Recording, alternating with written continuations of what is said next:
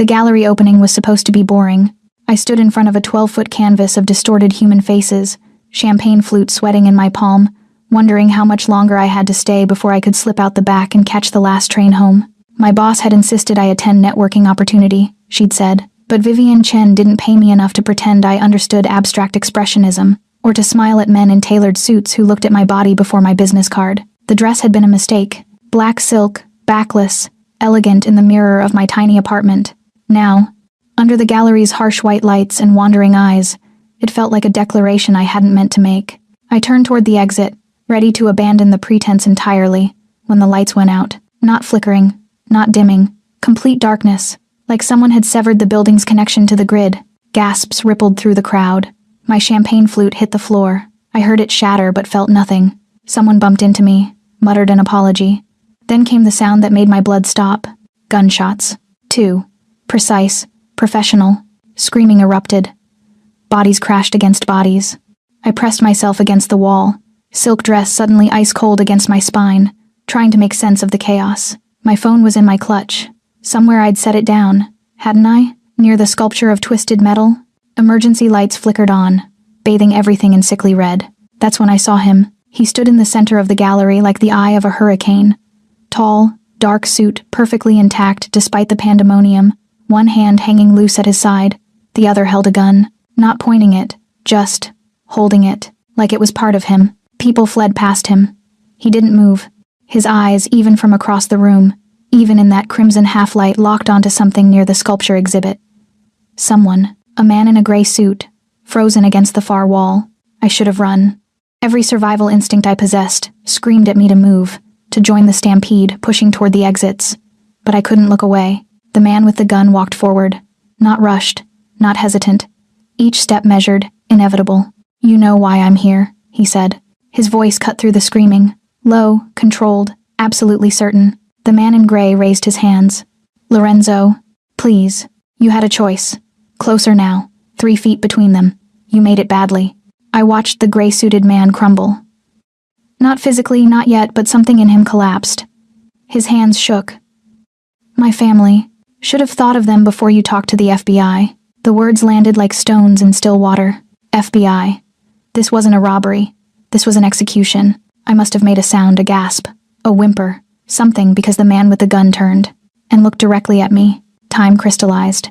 His face was all sharp edges and shadows, strong jaw, dark eyes that seemed to absorb the emergency lights rather than reflect them. A small scar cut through his left eyebrow. He couldn't have been older than 35, but he carried the weight of someone who'd lived 100 lifetimes, all of them violent. We stared at each other across the emptying gallery. I pressed harder against the wall, feeling the rough texture bite into my bare back. My heart hammered so loud I was certain he could hear it. The red light painted him in blood. He tilted his head slightly, studying me. The man in gray took advantage of the distraction, lunged for a side door. The gun came up without the man even looking. One shot. The gray suit crumpled. I flinched, bile rising in my throat, but the man's eyes never left mine. "You should go," he said. Not a suggestion, an order, quiet and absolute. My legs finally remembered how to move. I stumbled sideways, grabbed my clutch from where it had fallen near the sculpture, and ran. I made it home somehow. The details blurred: subway platform, stairs, my apartment door that stuck unless you lifted while turning the key. I stood in my bathroom, still wearing the black dress, staring at my reflection. Mascara smudged, lipstick gone. But my eyes were what I couldn't stop looking at. Wide, haunted, alive. I'd watched a man die tonight. Watched another man kill him without hesitation, without remorse. I should call the police.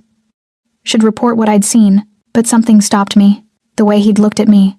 Not threatening, not warning. "You should go." Like he'd been protecting me. I peeled off the dress, let it pool on the bathroom floor like a dark mirror, and stepped into the shower. Hot water beat against my skin until it turned pink, but I couldn't wash away the memory of those eyes. Dark, certain, dangerous. Who was Lorenzo? I didn't sleep. Morning came gray and exhausted through my bedroom window. My phone buzzed Vivian, asking if I'd made any good connections at the gallery. I stared at the message until the screen went dark. The news had nothing. No reports of a shooting, no gallery incident, like it hadn't happened at all. But the dress on my bathroom floor proved otherwise. I called in sick to work, something I never did, and spent the day researching. Lorenzo shooting gallery. Nothing. Lorenzo Mafia. 1,000 useless results. Lorenzo gray suit FBI. Still nothing. Whoever he was protected. Or feared. Or both. By evening, I'd convinced myself it was over. A nightmare I'd walked through and survived. I'd forget the sharp lines of his face, the absolute control in his voice, the way my body had frozen and burned simultaneously under his gaze. I was making tea when my apartment buzzer rang. I froze, kettle steaming in my hand. It rang again, persistent. I crossed to the intercom. Yes? Static. Then, Miss Harper. I need to speak with you. The voice sent electricity down my spine. Him. How did you? I couldn't finish the sentence. Open the door. Not a request. Every rational part of my brain screamed to refuse, to call the police, to run. But my hand was already moving toward the button. Why? I managed. Silence stretched. Then, quieter. Because you're in danger. And I'm the only reason you're still alive. I pressed the button, let him in. And as I heard his footsteps climbing the stairs to my third-floor walk-up, I realized the shatterpoint hadn't been last night at the gallery. It was now. Standing in my tiny apartment in sweatpants and a tank top, waiting for a killer to knock on my door and tell me why my life would never be the same. The knock came. 3 times. Measured. Inevitable. I opened it. Lorenzo stood in my hallway, still in the dark suit, looking impossibly large in the cramped space. His eyes found mine immediately, and something passed between us. Recognition, fear, something electric I didn't have a name for. You saw me last night, he said. Yes. That makes you a witness. My throat tightened. Are you here to kill me? His jaw tensed. No, Miss Harper. I'm here to keep you alive. He stepped inside before I could process his words, closing the door behind him with controlled precision. My apartment, already small, shrank to the size of a shoebox with him in it. You can't just... I started. Lock it. I stared at him. The deadbolt, Miss Harper. Lock it. My hand moved automatically, sliding the bolt home. The click sounded too final. Lorenzo moved through my space like he was cataloging threats. He checked the window, fire escape visible outside, frowned, then turned back to me. In the lamplight, I could see him more clearly than I had in the gallery's chaos. Dark hair cut short, olive skin, and those eyes that seemed to calculate everything they landed on, including me. Sit down, he said. This is my apartment. I'm aware. You can't just order me around. Someone followed you home last night. His voice cut through my protest like a blade through silk. They're watching this building. They know you were at the gallery. They know you saw what happened. The floor seemed to tilt beneath me. What? Sit. Down. This time I obeyed, sinking onto my second-hand couch. Lorenzo remained standing, a wall of controlled danger between me and the door. Who are you? I whispered. Someone who keeps certain people in line when they forget their place. You killed that man. Yes. No hesitation. No justification. Just fact. I pulled my knees to my chest, suddenly aware of how little my tank top covered. Why are you here? Because Marcus Valenti's people think you're important. I don't even know who that is. The man I killed was Marcus's accountant. He'd been feeding information to federal prosecutors for 6 months. Lorenzo moved to the window, peered through the blinds without touching them. You being there, seeing it happen, they think you're connected. Connected to what? Me. The word hung in the air between us, heavy with implications I didn't want to examine. But I'm not, I said. I don't know you. I work in marketing. I sell boutique skincare products. I'm nobody. You were wearing a dress that cost 3 months of your salary. Heat flooded my cheeks. I saved for it. You were at an invitation-only gallery opening in a neighborhood where you don't live, don't work, and can't afford. He turned from the window, eyes finding mine.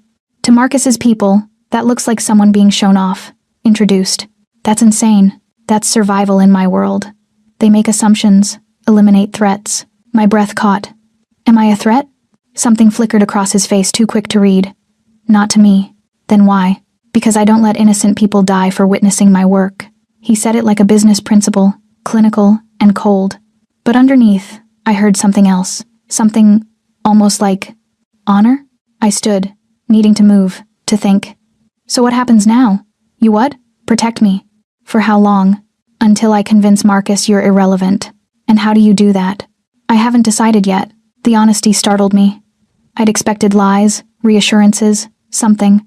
Not this blunt calculation. I could go to the police, I said, knowing even as I spoke how hollow it sounded. Lorenzo's expression didn't change. You could. They'd take your statement, open an investigation, and you'd be dead within 48 hours. Marcus has 3 cops on his payroll, 2 judges, and a district attorney who owes him enough favors to fill a ledger. That's not possible. Emma. My name in his mouth stopped me cold. Low, certain, intimate. This isn't a world you understand, he continued. The rules you think exist, the protections you assume work, they don't apply here. The only thing keeping you alive right now is that I'm telling certain people you're under my protection until we sort this out. Why would you do that? The question came out smaller than I intended.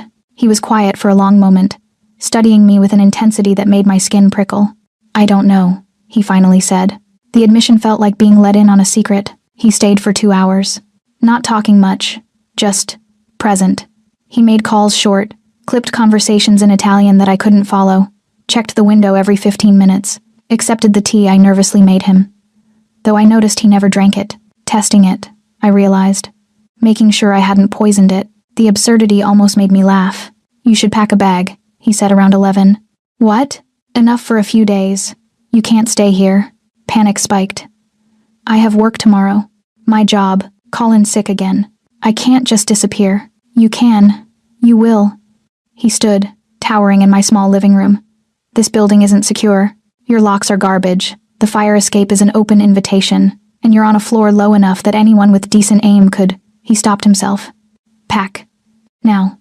I wanted to argue, wanted to insist this was crazy, that I had a life, responsibilities, a reality that didn't include mafia threats and protective killers in expensive suits, but the certainty in his voice convinced me more than any explanation could. I packed. His car was parked 2 blocks away, sleek, black, foreign. The kind of vehicle I'd only seen in magazines. Lorenzo opened the passenger door, waited until I was inside, then scanned the street before getting behind the wheel. Where are we going? I asked as he pulled into traffic. Somewhere safe. That's not an answer. It's the only one you're getting tonight. I sank into the leather seat, watching Boston's lights blur past. Everything felt surreal. The weight of my overnight bag on my lap, the faint scent of expensive cologne, the absolute silence from the man beside me. Can I ask you something? I said quietly. You can ask. Last night, in the gallery. Why did you tell me to go instead of... I couldn't finish. Instead of killing you? Yes. He was quiet for several blocks. Then, you looked terrified. I was terrified. But you didn't run. Not immediately. You stayed frozen, watching. His hands tightened on the steering wheel. Most people run. Or they faint. Or they pull out their phones. He glanced at me briefly. You just stood there, taking it in. I don't understand. Neither do I. We drove through the city in silence after that, and I found myself studying his profile in the passing streetlights. The sharp line of his jaw. The way he held tension in his shoulders despite appearing relaxed. He'd killed a man without hesitation. He'd come to my apartment to protect me. He didn't know why. And God help me.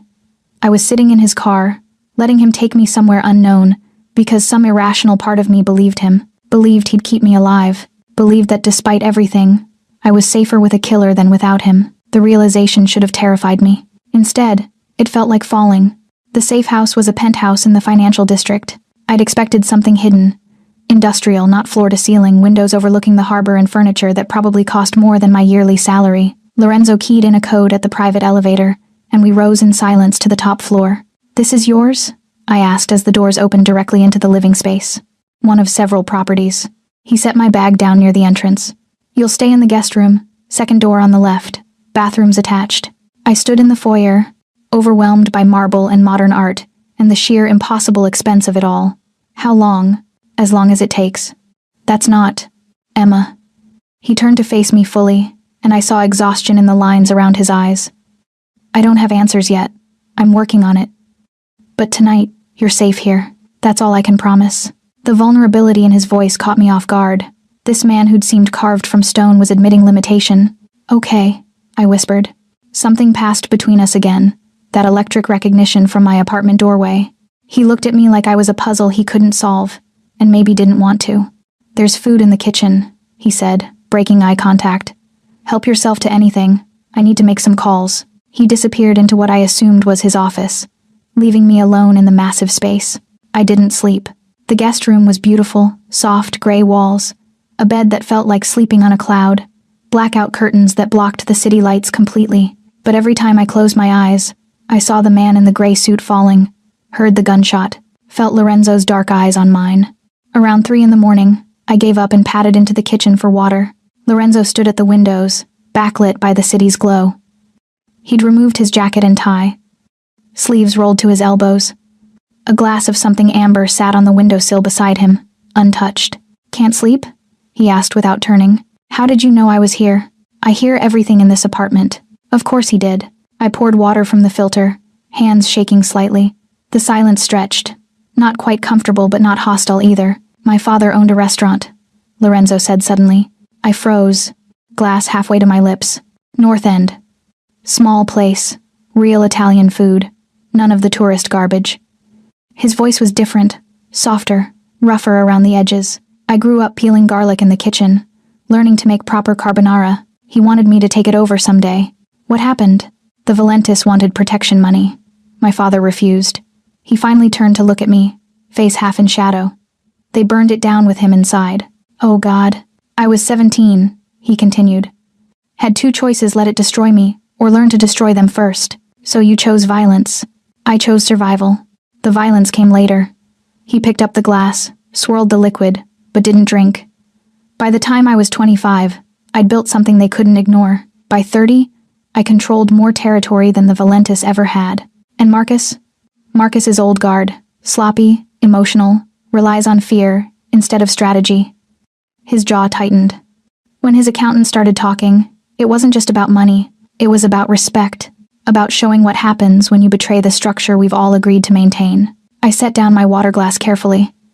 "You're trying to justify it." "No. I'm explaining it." He moved closer, just 3 feet between us now. "There's no justification for what I do, Emma. I know exactly what I am. And what's that?" "Someone who makes terrible choices, so people like you don't have to." The words landed like a confession and an accusation simultaneously. "I didn't ask for that," I whispered. "No one ever does." We stood in the kitchen's ambient lighting, 2 people from impossible different worlds, connected by chance and violence and something neither of us could name. "Why did you really tell me to go?" I asked. "At the gallery." The truth this time. Lorenzo was quiet for so long I thought he wouldn't answer. Then, "You were wearing a backless dress." The non sequitur confused me. "What?" "Black silk. Elegant. You kept touching the pearls at your throat like they were a lifeline." His eyes met mine, and I saw something raw there. "And when everyone else ran, you stood there like you were trying to understand. Not judge, not panic. Understand." My breath caught. "I've seen a lot of death, Emma. Caused most of it. But I'd never seen someone look at me like that, like I was a person making a choice, instead of a monster performing nature." He stepped closer. It made me curious. Curious. About who wears a dress like that to a boring gallery opening, who freezes instead of fleeing, who has the eyes of someone who's been overlooked their whole life but refuses to disappear. Heat flooded through me, part fear, part something far more dangerous. "You don't know anything about me," I said, but my voice shook. "I know you saved for 3 months to buy that dress. I know you work a job that doesn't appreciate you. I know you live alone in an apartment with a stuck door and drink tea at midnight when you can't sleep." His voice dropped lower. "I know you're terrified right now, but you haven't asked me to take you back, haven't demanded I let you go, because you won't, because you don't want me to." The accusation hung between us, impossible to deny. I should have been outraged, should have slapped him, demanded he prove me wrong. But standing in his kitchen at 3 in the morning, seeing the exhaustion and honesty in his face, I couldn't lie. "This is insane," I whispered. "Yes, you killed someone. Yes, I should hate you. You should." He reached out slowly, giving me time to move away. When I didn't, his fingers brushed my jaw gentle, testing. "But you're still here." His touch burned. I closed my eyes, feeling the warmth of his hand against my skin, the calluses on his palm that spoke of violence and control and terrible choices. "I don't understand this," I breathed. "Neither do I." When I opened my eyes, he was closer. Close enough that I could see the gold flecks in his dark irises, the faint stubble along his jaw, the way his chest rose and fell with controlled breathing. "Emma," my name again. Low, rough, careful. "You should go back to bed," he said, but his hand didn't move from my face. "You should let me go." "I will, when you're safe." "What if I'm not safe with you?" His thumb traced my cheekbone, feather light. "Then you're smarter than I thought." We stood like that, frozen in possibility, until I finally stepped back. His hand fell away slowly, reluctantly. Good night, Lorenzo. Emma. I turned at the doorway. The dress, he said quietly. Who was it for? The question from the title. The one I hadn't known I was waiting for. I met his eyes across the kitchen. I don't know. Maybe no one. Or maybe someone you hadn't met yet. The implication stole my breath. I fled to the guest room before I could respond, heart hammering, skin still burning where he'd touched me. And I knew, absolutely knew, that everything had just changed. Morning brought coffee and complications. I woke to the smell of espresso and found Lorenzo in the kitchen. Phone pressed to his ear, speaking rapid Italian. He wore different clothes, charcoal slacks, white shirt with the sleeves already rolled up. He looked like he'd been awake for hours. He gestured to a cup waiting on the counter. Cream, no sugar, he said, covering the phone. Your third cabinet had them both, so I made an assumption. He'd been in my apartment long enough to notice my coffee habits. The realization made something warm unfurl in my chest, quickly followed by unease. Non mi interessa cosa pensa Marcus, Lorenzo said into the phone, voice sharp. Si, 2 giorni, ciao. He ended the call, tossed the phone on the counter. Problem? I asked, wrapping my hands around the warm cup. Marcus knows you're with me. My stomach dropped. How? Because I made sure he knows. Lorenzo moved to the windows, tension visible in his shoulders. It's the only way to keep you alive, make it clear you're under my protection. That touching you means war. And that works? Usually. He turned back to me. But Marcus is desperate. His operation's bleeding money. His people are jumpy.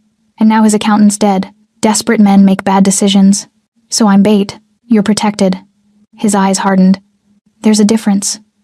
I sipped the coffee perfect, exactly how I liked it, and tried to process this new reality. What happens now? Now I prove you're nobody. Just wrong place, wrong time. He pulled out his phone again. Scrolled through something. I need you to tell me exactly who invited you to that gallery opening. My boss, Vivian. She had extra tickets from a client. Client's name? I don't know. She didn't say. Lorenzo's jaw tightened. Call her. Find out. It's 7 a.m. She's awake. I can see her office lights from here. I stared at him. You've been watching my boss? I've been watching everyone connected to you for the past 12 hours. He said it like it was obvious. Make the call, Emma. My hands shook as I dialed Vivian's number. She answered on the second ring, voice bright and caffeinated. Emma, feeling better? You sounded awful yesterday. Vivienne, the gallery opening. Who gave you those tickets? Silence. Then, why? Please, it's important. A client, Russo Imports. They wanted exposure at the event. Thought it'd be good for us to network, Emma. What's going on? Russo. I watched Lorenzo's expression darken. Nothing, I lied. Just trying to send a thank you note. Talk later. I ended the call before she could press further. Russo Imports, I said. Fuck. Lorenzo turned away, hand dragging through his hair. Fuck. What? What does that mean? It means this wasn't random. He spun back to face me. Russo Imports is a front. They launder money for the Costello family, old rivals, trying to move into territory I control. If they gave your boss those tickets, they wanted someone at that gallery. The floor tilted. Me? Maybe. Or they wanted anyone from your firm there. Didn't care who. His eyes were calculating now. Dangerous. Either way, you being there when I eliminated Marcus's accountant wasn't coincidence. Someone's playing a bigger game. Fear crystallized into something sharp in my chest. You think they set this up? Wanted me to witness. I think someone's trying to start a war using you as the match. The words hung heavy between us. Lorenzo pulled out his phone, fired off several texts in quick succession. I'm calling in people I trust. We're moving you to a different location tonight. How many locations do you have? Enough. He looked at me, something almost apologetic in his eyes. I'm sorry, Emma. This is bigger than I thought. You keep saying my name like that. He paused. Like what? Like it matters. The admission came out raw, honest. Like I'm not just a problem you're solving. Lorenzo crossed to me slowly, deliberately. Stopped close enough that I had to tilt my head back to maintain eye contact. You stopped being just a problem the moment you didn't run, he said quietly. When you stood in that gallery, watching me, and I saw something in your eyes I haven't seen in years. What? Recognition without judgment. Fear without hatred. His hand came up, thumb brushing my lower lip. You saw what I did and you were terrified. But you weren't disgusted. I should be. Yes, you should be. His voice dropped to barely above a whisper. But you're not. And that makes you either the bravest or most foolish woman I've ever met. My breath caught. His thumb was still on my lip, gentle pressure that made my whole body aware of his proximity. Lorenzo. The apartment door burst open. We sprang apart. Lorenzo's gun was in his hand before I could blink, aimed at the intruder. A woman stood in the doorway, tall, dark hair, expensive suit, and absolutely no fear of the weapon pointed at her chest. "Really, Lorenzo?" she said in accented English. "You're going to shoot your sister?" He lowered the gun. "Christina, I told you to wait. You told me many things." I ignored them all, as usual. Her sharp eyes landed on me, assessing. "So this is the girl causing all the trouble. This is Emma Harper," Lorenzo said tightly. "Emma, my sister Christina. She runs our financial operations, and apparently plays babysitter when my brother decides to protect random witnesses." Christina smiled, but it didn't reach her eyes. "We need to talk, alone. Anything you need to say is family business." Christina's voice turned steel. "The girl can wait in the bedroom." I bristled at being called the girl, but Lorenzo's hand on my arm stopped my protest. "Give us 10 minutes, he said quietly. I wanted to argue, wanted to demand answers, to refuse being dismissed like a child. But the tension in the room was palpable, dangerous. I retreated to the guest room, leaving the door cracked just enough to hear their voices rise and fall in Italian. Christina's tone was sharp, accusatory. Lorenzo's responses were measured but firm. Then I heard my name, and another word I recognized. Innamorato. In love. My heart stopped. Christina said it again, louder, and Lorenzo's response was a sharp denial. But something in his voice wavered. The argument escalated. Then silence, followed by the sound of the front door closing. I waited, pulse racing. Lorenzo appeared in the doorway. "We need to go. Now." "What did she say?" "That I'm compromised. That keeping you here puts the entire family at risk." His eyes met mine, dark and conflicted. "That if I don't eliminate the threat soon, she will." The world narrowed to his words. "She means me," I whispered. "The threat is me. Yes. And you're still packing your bag," he interrupted. "We leave in 5 minutes. There's somewhere safer, somewhere even Christina doesn't know about." "Lorenzo, you can't keep running. Watch me." He crossed to me, cupped my face in both hands, with a gentleness that contradicted everything about this moment. "I told you I don't let innocent people die for my work," he said. "I meant it. Even if it costs you your family?" His thumb stroked my cheek. "You're not dying, Emma. Not while I'm breathing. And God help me." I believed him. The safe house was a cabin, not rustic. Lorenzo didn't do rustic but isolated. 2 hours north of Boston, surrounded by forest, accessible only by a private road that required 3 security gates to traverse. "No one knows about this place except me," Lorenzo said as he killed the engine. "Not Christina, not my people, not anyone in the family. Then what is it? Somewhere I go when I need to disappear." The admission felt significant. He was sharing something private, something that existed outside his Mafia world. Inside, the cabin was all clean lines and minimal furniture. Floor-to-ceiling windows overlooked a lake that mirrored the overcast sky. A stone fireplace dominated one wall. Everything felt designed for solitude. "There's one bedroom," Lorenzo said, setting our bags down.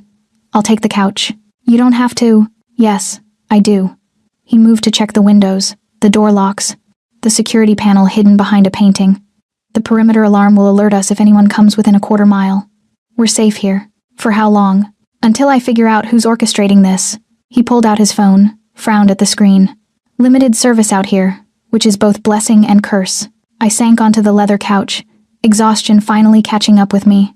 2 days ago, I'd been worried about networking at a gallery opening. Now I was hiding in a secret cabin with a Mafia enforcer, who looked at me like I was both a problem and a revelation. "You should eat something," Lorenzo said. "I'm not hungry, Emma." I looked up at the weight in his voice. "You haven't eaten since yesterday afternoon. I can hear your stomach from here." He moved toward the kitchen. "I'm making food. You're eating it." Despite everything, I almost smiled. Is that an order? Would it matter if it was? Probably not. Something like amusement flickered across his face. "At least you're honest." I watched him move through the kitchen with easy confidence, pulling ingredients from a refrigerator I hadn't noticed being stocked, finding pans and cabinets like he knew exactly where everything lived. "You come here often?" I asked. "When I need to think without interruption." "What do you think about?" His hands paused on a cutting board. "Whether the choices I've made are ones I can live with." The vulnerability in the statement stole my breath. "And?" I pressed gently, still deciding. He resumed chopping garlic, I realized, the smell sharp and familiar. My father used to say cooking is meditation. You can't rush it, can't force it. You work with what you have and make something worth consuming. Is that what you're doing now? Making something worth consuming out of this situation? I'm trying to keep you alive. Everything else is secondary. But the way he said it made me think he was lying. He made carbonara. Real carbonara, eggs and cheese and pepper and the garlic he'd been chopping. Tossed with pasta until it became something golden and perfect. We ate at a small table near the windows, the lake beyond reflecting clouds. This is incredible, I said after the first bite. My father's recipe. You still make it. Sometimes, when I need to remember who I was before all this. He twirled pasta on his fork but didn't eat. Before I became someone who kills people in art galleries. I set down my fork. You don't have to do that. Do what? Punish yourself in front of me. I know what you are, Lorenzo. You don't need to keep reminding me. His eyes snapped to mine. And what am I, Emma? Dangerous. Capable of terrible things. Also, I hesitated. Also someone who makes perfect carbonara and keeps his father's memory alive through cooking. Someone who owns a secret cabin where he tries to figure out if he can live with his choices. That doesn't make me good. I didn't say it did, but it makes you human. Silence stretched between us. Outside, the first drops of rain began to fall on the lake. You're not what I expected, Lorenzo said finally. What did you expect? Terror, tears, demands to go home. He leaned back in his chair, studying me. Instead, you ask me about my father, and point out my humanity like it's a fact instead of a fantasy. Maybe I'm terrible at self-preservation, or maybe you see something I stopped seeing a long time ago. The rain picked up, drumming against the windows. I felt the walls of this cabin, this moment, closing in, not threatening, but intimate. Two people forced into proximity by violence, discovering something neither had been looking for. Can I ask you something? I said. You keep asking permission. Just ask. Why didn't you let your sister handle me? Lorenzo's expression darkened. Because Christina solves problems permanently, and you're not a problem to be solved. Then what am I? He stood, moved to the windows, hands in his pockets. I don't know yet. I joined him at the glass, watching the rain blur the lake into abstraction. Your sister said you were compromised. She's not wrong. And that word she used, innamorato, his shoulders tensed. I know what it means, Lorenzo. Then you know she's wrong about that too. But he didn't sound convinced. I turned to face him. I wore that dress for no one. But when you looked at me in the gallery, when you told me to go instead of, I couldn't finish. Something shifted, and I don't understand it. Neither do I. He finally looked at me, and the raw honesty in his face made my chest tight. I've killed 23 people, Emma. Some deserved it. Some were just in the way. I stopped counting the ones who fell because of orders I gave. But you... He reached out, fingers grazing my temple. You stand in front of me without flinching and ask me about cooking like I'm not a monster. You are a monster, I whispered. But maybe you're other things too. His hand cupped my jaw, thumb stroking my cheekbone. This is dangerous. I know. I can't promise you safety. Not from my world. Not from me. I know that too. Then why are you still here? Because you're the only person who's ever looked at me and seen something worth protecting. The confession broke something in both of us. Lorenzo's forehead came to rest against mine, breath warm on my lips. I'm going to ruin you. Maybe I want to be ruined. Emma, just...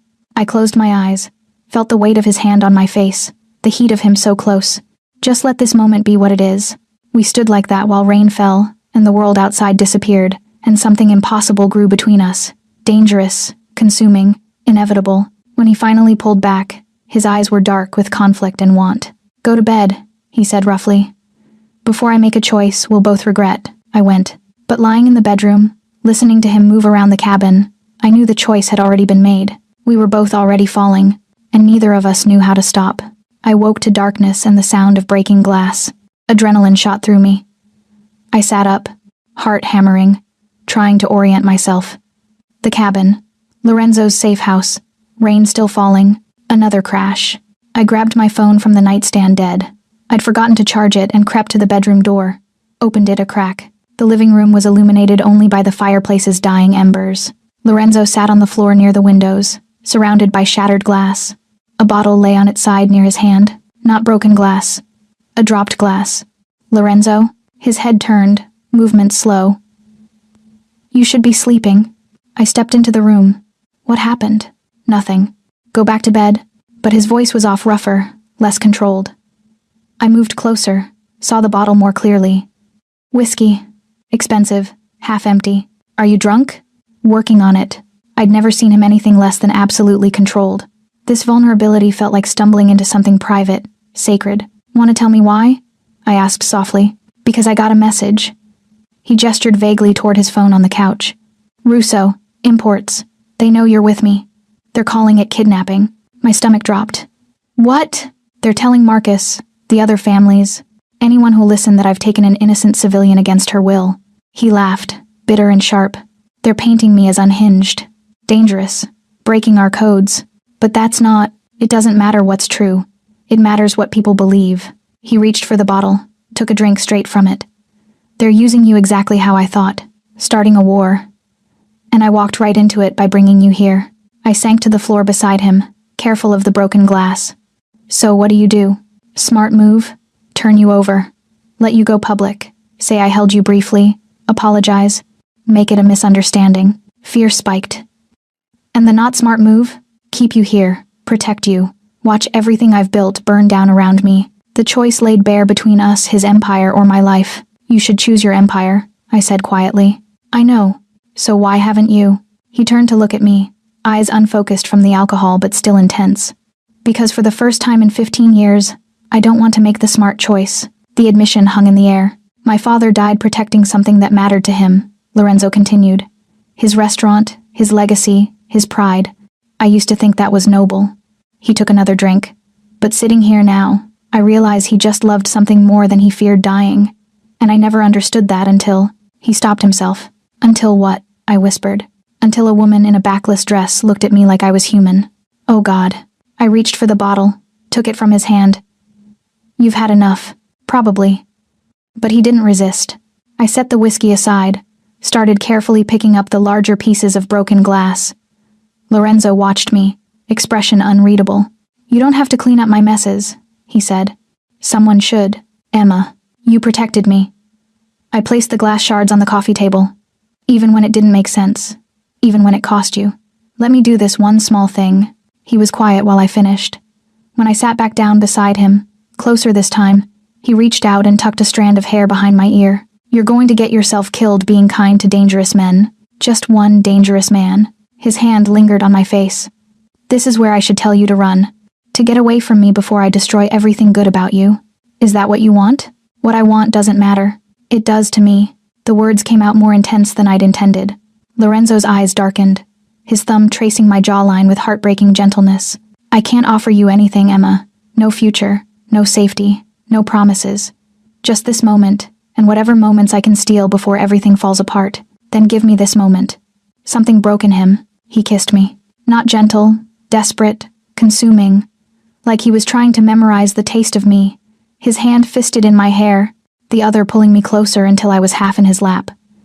I kissed him back with equal desperation, hands finding the solid warmth of his chest, feeling his heart hammer beneath my palms. He tasted like whiskey and poor decisions and something headier I couldn't name. When we broke apart, both breathing hard, his forehead rested against mine.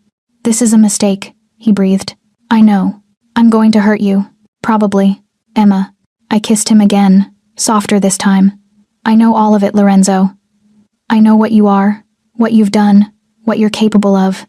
I know this is temporary, and dangerous, and probably going to break me.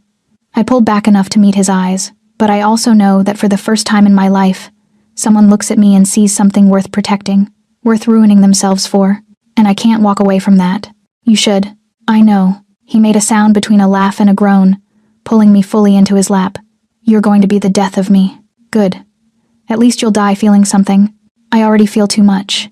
His arms wrapped around me, holding me like I was precious and breakable. That's the problem. We sat like that, while the fire died, and rain continued its assault on the windows. I could feel his heartbeat against my back, steady despite the alcohol, despite the impossible situation. Tell me something true, I whispered. What do you want to know? Anything. Something real. Lorenzo was quiet for a long time. Then, I haven't brought anyone here. Ever. This cabin, it's the one place that's just mine, untouched by family or business or blood. His voice softened, and I brought you here. The significance wasn't lost on me. Why? Because when I look at you, I remember what it feels like to want something for myself. Not for power or revenge or obligation. Just because I want it. My throat tightened. Lorenzo, you asked for something true. His arms tightened around me. That's the truest thing I have. I turned in his lap, straddling him, hands framing his face. Then hear something true from me. I don't care about your empire. I don't care about the families or the wars or the smart choices. I care about this. I kissed him softly. This moment where you're not a mafia boss or an enforcer. Where you're just a man who makes perfect carbonara and holds me like I matter. You do matter. Then stop trying to push me away. I'm trying to save you. Maybe I don't want to be saved. Maybe I want to fall. His control finally shattered. He kissed me like he was drowning, and I was air desperate, consuming, holding nothing back, and I kissed him back with equal fervor, knowing this was reckless, knowing it would end badly, knowing I didn't care. Because for once in my careful, overlooked life, I was choosing something dangerous, and it felt like flying. Morning light woke me. I was in the bedroom Lorenzo must have carried me after I fell asleep in his arms. The cabin was silent except for the sound of the lake lapping at the shore. Rain had stopped sometime during the night. I found him on the deck, coffee in hand, staring at the water. You left, I said, stepping outside. You needed sleep. That's not why you left. He glanced at me, and I saw the walls rebuilding in his eyes. The vulnerability from last night, the drinking, the confession, the kisses he was trying to take it all back without words. Lorenzo, I got a call an hour ago. His voice was back to business cold. Christina's given me 48 hours to resolve this situation or she takes it to the council. The council? The heads of the 5 families. They settle disputes, maintain order. He set down his coffee.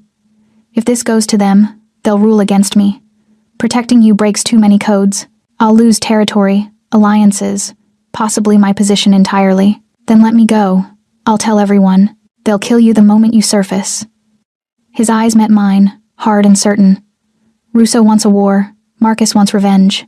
You're the spark they don't care if you burn as long as the fire spreads. Helplessness crashed over me. So what? I just hide forever? No. You hide for 48 hours while I eliminate the threat. The casual way he said eliminate made my skin crawl. You're going to kill them. It's what I do, Emma. He turned fully to face me. Russo, Marcus, anyone orchestrating this, they die. Then you're free. And us? The question hung between us. There is no us. The words were brutal, final. Last night was a mistake. The alcohol, the stress I shouldn't have touched you. Pain lands through my chest. You don't mean that. I mean every word. But something flickered in his eyes. You need to understand what you are to me. A liability. A complication. Something that needs to be resolved, so I can get back to my life. Stop lying. I'm not. Yes, you are. I stepped closer, refusing to let him retreat. You're scared. Last night you let me in, showed me something real, and now you're terrified. So you're pushing me away with cruelty instead of honesty. You don't know what you're talking about. Then tell me you felt nothing when you kissed me. Tell me bringing me to your secret cabin meant nothing. Tell me... His phone rang. Lorenzo grabbed it, answered with a sharp, "What?" I watched his expression change shock, then rage so pure it made the air dangerous. When? A pause. How many? Another pause. Longer. I'm on my way. He ended the call, already moving toward the cabin. What happened? I followed him inside. Marcus hit one of my warehouses, killed 3 of my people, took another 2. He was grabbing keys, checking his gun. This is retaliation. For his accountant, for protecting you, he's declaring war. Lorenzo, stay here. The alarms are active, doors are locked. Don't leave this cabin for any reason. You can't just go. This is my world, Emma. He rounded on me, fury and anguish warring in his face. This is what I do. I don't get to opt out because I kissed you, or because you make me feel human for 5 fucking minutes. People are dead, my people, and I have to respond. The rawness in his voice stopped my protest. How long will you be gone? I asked quietly. As long as it takes. He headed for the door, then paused, turned back, crossed to me in 3 strides and kissed me hard, desperate, like a goodbye. When he pulled away, his eyes were dark with conflict. If I don't come back. Don't say that. If I don't come back, he continued. There's a folder in the safe. Combination is your birthday, I looked it up. Inside are documents, money, a new identity, enough to disappear and start over. Tears burned my eyes. Lorenzo, promise me you'll use it. I promise. He kissed my forehead, gentle and achingly sad. Then he was gone. The cabin felt enormous, and empty without him. I lasted 3 hours before I broke. Not the promise I wouldn't leave, but I couldn't just sit there, waiting, wondering if every minute that passed was the one where Lorenzo died because he'd been distracted protecting me. The safe was in the bedroom closet, hidden behind a false panel. I entered my birthday, November 17, and it opened with a soft click. Inside, cash. Multiple passports with my photo, but different names. A folder, thick with documents. I pulled out the folder, started reading. Russo imports, financial records, shell companies, money trails leading to. My blood ran cold. My company, the boutique skincare firm I worked for, the one Vivian managed, it was listed. Payments received, services rendered, dates going back 6 months. We were laundering money for the Costello family, and I'd had no idea. My hands shook as I kept reading. There, Vivian Chen. Named specifically. My boss wasn't just involved. She was a key player, the gallery tickets, the invitation. She'd put me there deliberately. But why? I dug deeper, found communication logs, emails between Vivian and someone named R.C. Russo Costello. Then I found it. An email dated 3 days before the gallery opening. Mark will be at the Zenith Gallery, 8 p.m. Lorenzo handles these personally. Place your girl near the sculpture wing. Make sure she's memorable. When Lorenzo sees her during the execution, the association begins. Phase 2 activates when we leak witness protection interest. My girl. They'd dressed me up. Sent me there. Wanted Lorenzo to notice me during the murder. This wasn't random. This was calculated. Specific. They'd used my obscurity, my desperation to fit in, my savings spent on a dress to make myself feel important for once, used all of it to set a trap. And Lorenzo had walked right into it by protecting me. Rage and horror warred in my chest. I grabbed my phone, still dead, found a charger in the kitchen. As soon as it powered up, I called Vivian. Emma, finally. Where are you? I've been so worried. You lying bitch. Silence. I know about Russo. I know about the money laundering. I know you put me at that gallery deliberately. My voice shook with fury. You set me up. Emma, calm down. You don't understand. Then explain it. Explain why you made me a target. Because they paid me. Her voice turned cold, the mask dropping. $50,000 to get someone unremarkable to that gallery. Someone Lorenzo might notice and instinctively protect instead of eliminate. You were perfect, invisible, grateful for any attention, and completely clueless. The words hit like physical blows. They're going to kill me, I whispered. Probably. But I'll be in the Bahamas by then, so. She laughed. Actually laughed. Nothing personal, Emma. Just business. The line went dead. I stood in Lorenzo's kitchen. World shattered. Understanding finally complete. I wasn't collateral damage. I was the weapon. And Lorenzo, the man who'd shown me his secret cabin, cooked his father's recipe, kissed me like I mattered, had been the target all along. The cabin's alarm shrieked. Someone was here. I killed the lights and grabbed the first weapon I could find, a chef's knife from the butcher block. The alarm showed a breach at the western perimeter. One vehicle. Multiple heat signatures approaching. My phone buzzed. Unknown number. I answered without thinking. Hello? Emma Harper. A man's voice. Smooth and cold. I'm Rafael Costello. I believe you're in possession of something that belongs to me. I don't know what you're talking about. Lorenzo's protection. His attention. His affection. The word dripped with mockery. You've served your purpose beautifully. Now it's time to come with us, so we can finish what we started. I'm not going anywhere with you. Then we'll drag you out. Either way, when Lorenzo returns and finds you gone, finds evidence, we took you from his secret sanctuary. He'll come for us with everything he has. Emotional, reckless, vulnerable. Raphael laughed. And we'll end the great Lorenzo Salvatore's reign with a bullet between his eyes. The call ended. Footsteps on the deck. 3 no. 4 sets. I backed toward the bedroom, mind racing. Lorenzo said the cabin was secure, but they'd found it, which meant a window shattered. I ran into the bedroom, slamming the door. The safe, I grabbed the gun I'd seen inside, checked the magazine like my father had taught me years ago before he died. Loaded. Safety off. The bedroom door exploded inward. 2 men in tactical gear. I fired. The recoil shocked me, but muscle memory held. 1 shot, center mass. The first man went down. The second dove aside, returned fire. Wood splintered above my head. I dropped, rolled, came up firing again. Missed. He was on me before I could adjust, knocked the gun away, hand around my throat. Big, professional, eyes cold. Mr. Costello wants you alive, he growled. But he didn't say unharmed. I drove my knee into his groin. He grunted, grip loosening. I grabbed the chef's knife I dropped, drove it into his thigh. He screamed, released me. I scrambled away, grabbed the gun, and ran for the back door. More men outside. I was surrounded. Fuck. I retreated to the bathroom-only room with a lock that might hold. Barricaded the door with my body, gun trained on the wood. Emma! Raphael's voice, closer now. This is pointless. You can't fight all of us. Watch me. He laughed.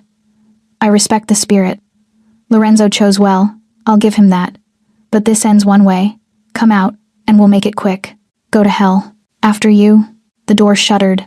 They were breaking it down. I aimed, waiting, finger on the trigger. This was it.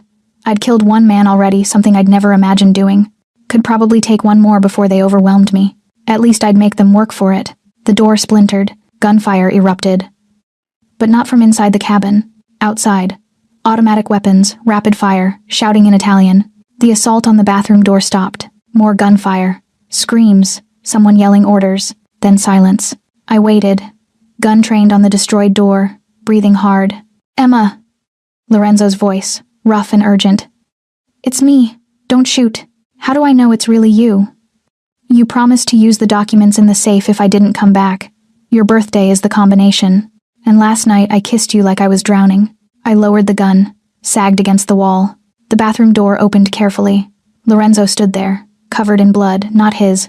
I hoped, gun in hand, eyes wild until they found me. You're alive, he breathed. So are you. He crossed to me in 2 strides, pulled me against him with crushing force. I felt him shaking. I heard the alarm. Drove back going 120. His voice cracked. Saw Costello's men. Thought I was too late. Thought, I'm okay. I pulled back enough to see his face. I killed one of them. Something dark and proud flickered in his eyes. I saw. Perfect shot. My dad taught me, before he died. Remind me to thank him. He cupped my face, thumb stroking my cheekbones. You should have been terrified. Should have hidden. I was terrified.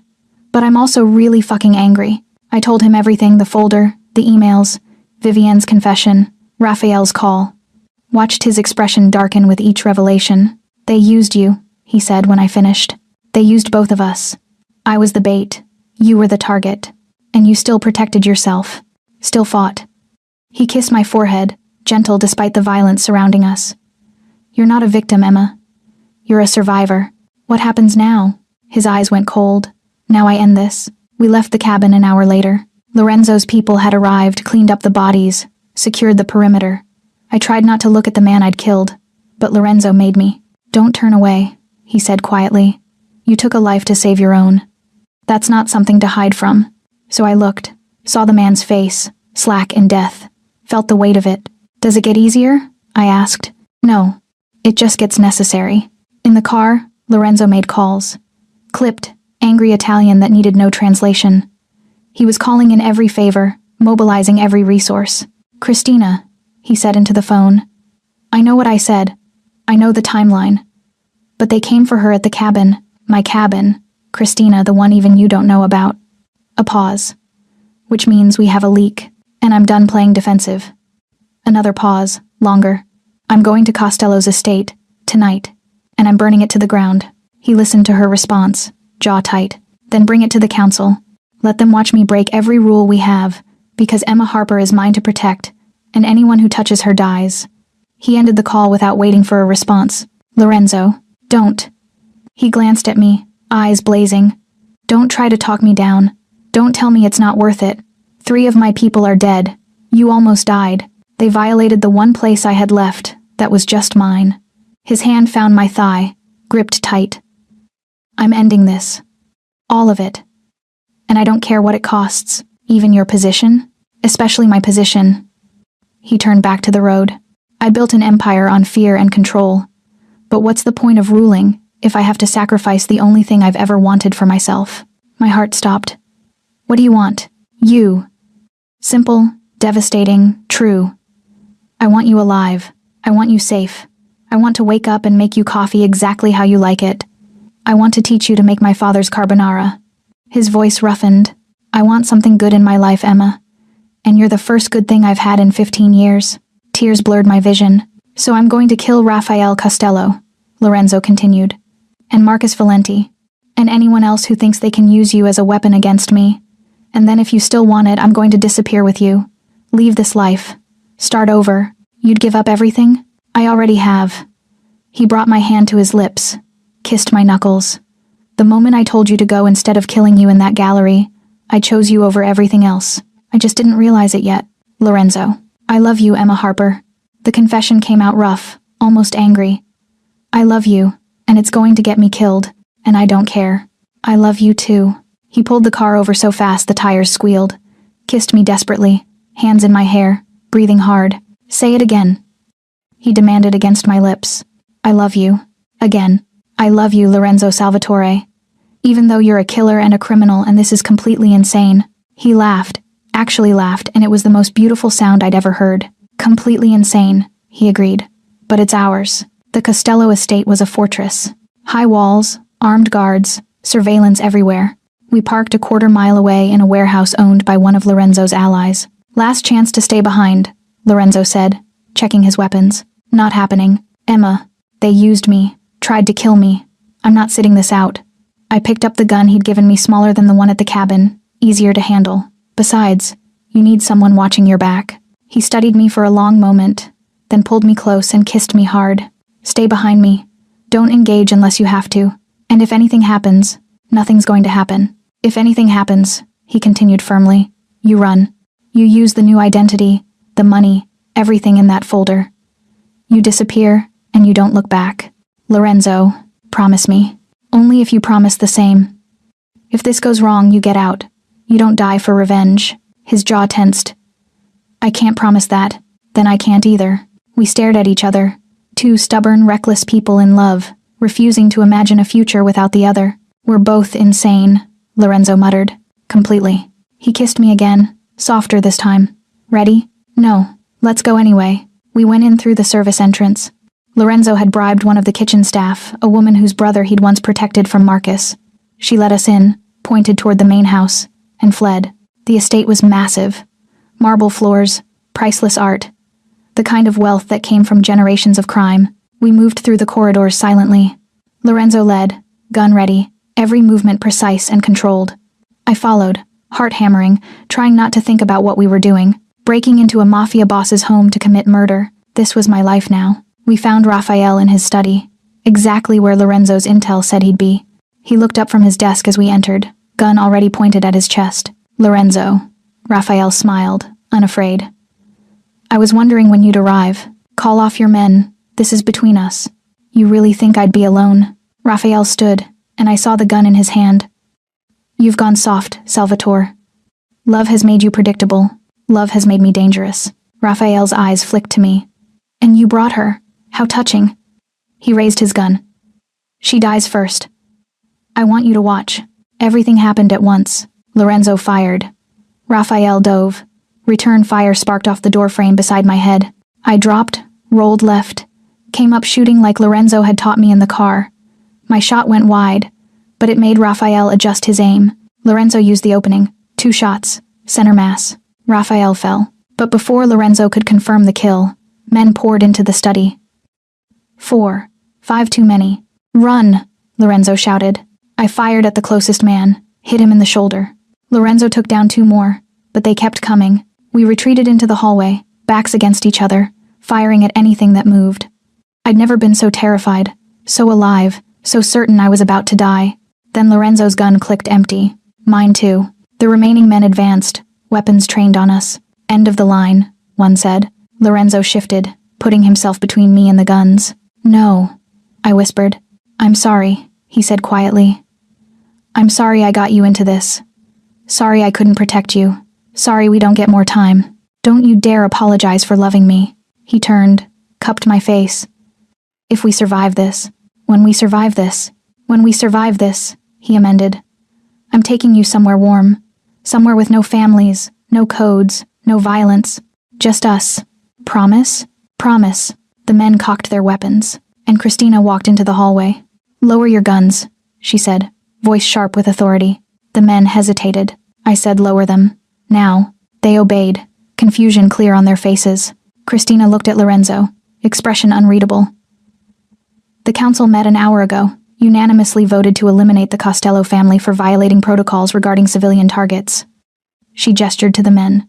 These are our people now. Costello assets have been seized. Lorenzo stared at his sister. You sided with me. I sided with the family. You're the best leader we've had in 2 generations. I wasn't going to let some upstart territory grab destroy that. She looked at me, something almost like respect in her eyes.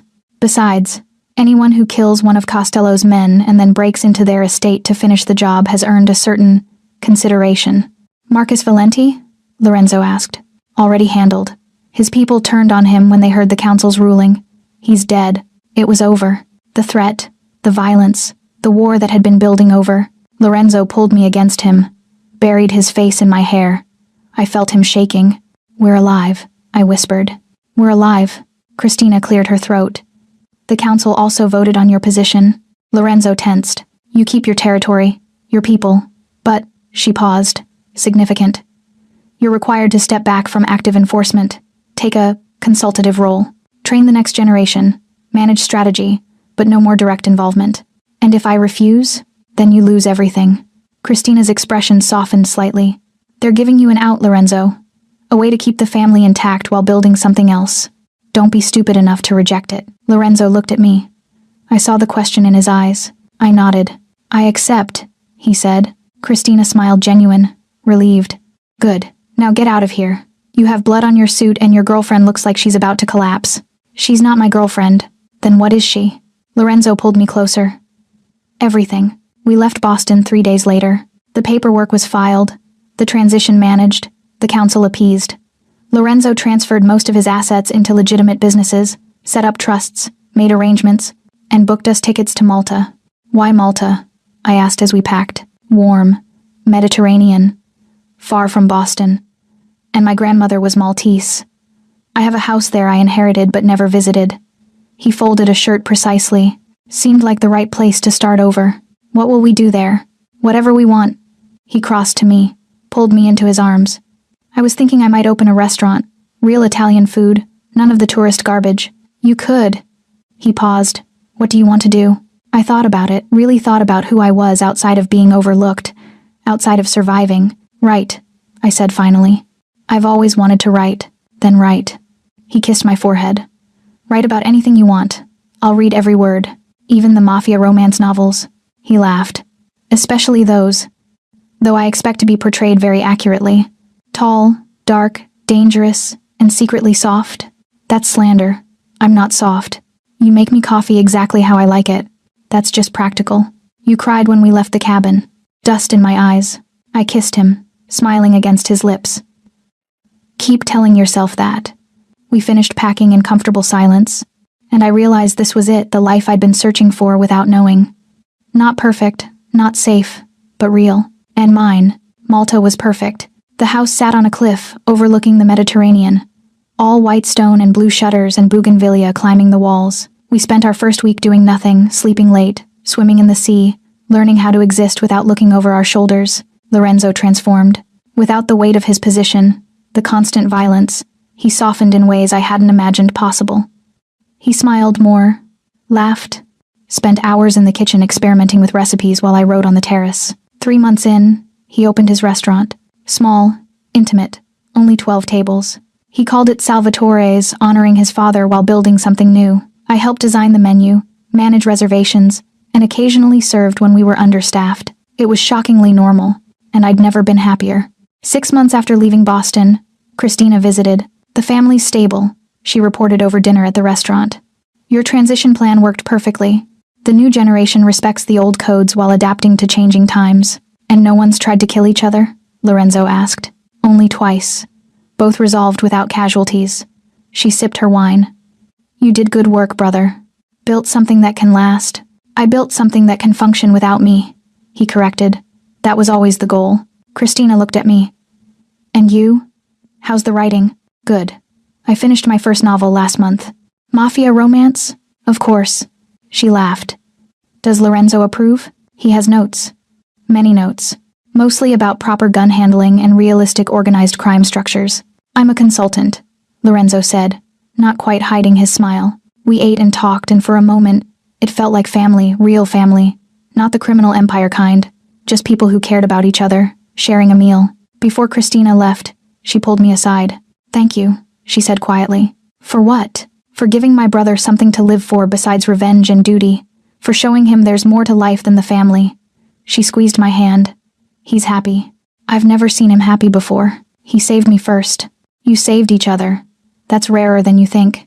After she left, Lorenzo and I walked along the cliffs, hand in hand, watching the sun set over the water. "Do you miss it?" I asked. "The power, the control, the respect?" He was quiet for a moment. "Sometimes I miss the clarity, the simple math of threat and elimination. But then I wake up next to you, make coffee, spend my day cooking food that makes people smile instead of fear me." He pulled me closer. "This is better, even though it's quiet, especially because it's quiet." He stopped walking, turned to face me. "Emma, I spent 15 years building an empire on violence. I was good at it, but I was also dying slowly, piece by piece, losing the parts of myself that remembered what it felt like to be human. And now I remember." He cupped my face, thumbs stroking my cheeks in that gesture I'd come to crave. "You wearing that backless dress, standing in that gallery, it wasn't fate or coincidence. It was the universe, giving me one last chance to choose something besides vengeance." Tears pricked my eyes. "And you chose me. I chose us." He kissed me, soft and sweet and perfect. Best decision I ever made. 1 year after Malta, Lorenzo proposed, not with fanfare or grand gestures, just the two of us on our terrace at sunrise, coffee in hand. "Marry me," he said. I set down my cup carefully. "Was that a question or a demand? Does it matter?" "Lorenzo, I want to spend every morning of my life making you coffee. I want to argue about whether garlic should be minced or pressed. I want to read your terrible first drafts and give you completely unhelpful notes." He set down his own cup, took my hands. "I want legal proof that you're mine and I'm yours, and anyone who thinks otherwise can fuck off." "That's the worst proposal I've ever heard." "Is that a no?" "It's a yes, you ridiculous man." I kissed him, laughing and crying simultaneously. "Yes, I'll marry you." We married a month later, small ceremony, just Christina and a few local friends. I wore white silk. Lorenzo wore a dark suit that made him look dangerously handsome. When he slid the ring on my finger, he whispered, "You're stuck with me now." "Good," I whispered back. "I choose dangerous." 2 years in Malta, and my novel sold. Not millions of copies, not some best-selling phenomenon, but it sold enough that my publisher wanted another, and another. I wrote about violence and love, about dangerous men and brave women, about choosing passion over safety, and I wrote it all on our terrace, with the Mediterranean breeze and Lorenzo's cooking smells and the life we'd built from ashes. "You made me the hero," Lorenzo said, reading the dedication in my 3rd book. "You are the hero. I'm a reformed criminal who killed 23 people. 23 terrible people, and you stopped." I curled into his side on the couch. "Heroes aren't perfect, Lorenzo. They're just people who make the right choice when it matters most." "And what choice was that?" "You chose me over your empire. You chose love over fear. You chose to build instead of destroy." I kissed his jaw. "That's heroic. I chose you because I'm selfish, because I wanted you more than power. Still counts." He pulled me into his lap, arms wrapped tight around me. "Do you ever regret it? Walking away from your old life?" "My old life was being overlooked and undervalued. This life." I gestured to our home, the restaurant visible through the window, the books on the shelf with my name on them. "This life is everything I didn't know I needed. Even the part where you witnessed a murder and got death threats, especially that part. It brought me you. You're insane. We established that early on." I kissed him, deep and slow. "But I'm your kind of insane." "Yes, you are." We sat like that while the sun set and the Mediterranean turned gold. 2 people who'd found each other in violence and chosen to build something peaceful. Not perfect, Lorenzo still had nightmares sometimes, and I still flinched at loud noises. We carried our scars, our past, our choices, but we carried them together. 5 years after the gallery opening, I stood in our restaurant's kitchen, watching Lorenzo teach a cooking class. 12 students, all eager to learn proper Italian technique. He demonstrated his father's carbonara recipe, the one he'd made me that first night in the cabin. "The key is patience," he told them. "You can't rush it.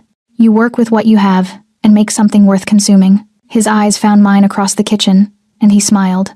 I smiled back, remembering a woman in a backless dress and a man who'd looked at her and seen possibility instead of a problem. We'd both been weapons once him forged in violence, me sharpened by being overlooked. But we'd learned to be something else. We'd learned to be human, together, and that dangerous, imperfect, and absolutely real was enough.